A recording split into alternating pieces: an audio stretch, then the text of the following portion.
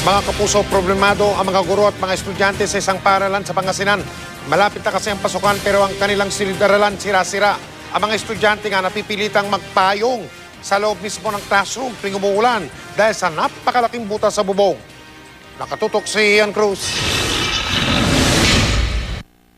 Setyembre 2012 nang aming matanggap ang daing ng isang gurong newscooper mula sa Binalonan, Pangasinan. Sa larawang kanya ipinadala, makikita ang malaking butas sa bubong ng isang classroom sa Sumabnit National High School. Dahil po sa bagyong Kel, last year pa po ito, nung kasagsagan po ng bagyo po, malakas po yung hangin na yung bubong po na alis. Aming sinadya ang eskwelahan.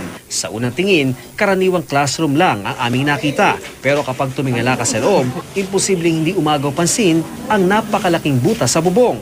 Ang mga kahoy sa silid, inaanay na rin. Sa likurang bahagi ng classroom, kapansin-pansin ang mga timbang nakaabang. Nilalagyan na lang po namin ng timba para pangsalo sa ng ulan.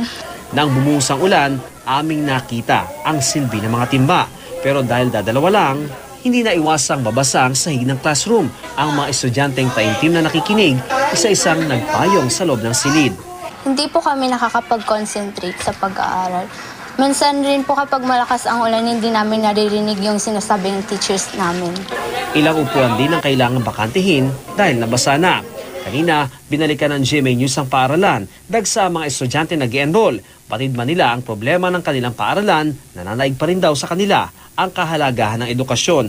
Dahil peligroso na ang ilan sa mga classroom, hindi na ito pwedeng gamitin. Kaya problemadong paaralan kung paano pagkakasyahin ang tinatayang 200 estudyante. Mga more or less 3 to 4 classrooms po para ma-accommodate lahat yung mga bata. Dahil sa liit ng pondo nakalaan para sa pampublikong paaralan sa bayan, kadalasan ay sa donasyon na lang umaasa ang paaralan para maipagawa ang mga sira. Kung ganito kagrabe yung sitwasyon, hindi nakakayanin siguro ng LGU yan. Kaya sa DepEd natin na inilapit ang problema niya. Hindi nakakayanin ng repair yan kaya kailangan i-demolish na yan. Si Teacher Monchito, 10 na mga estudyante, umaasang darating ang araw na magkakaroon sila ng mas maayos na silid-aralan. Hindi na po yung sarili ko yung inisip ko, yung mga estudyante na po. Kasi yung awa ko sa mga estudyante po yung parang naaalala ko kasi dito rin po ako nag-aral.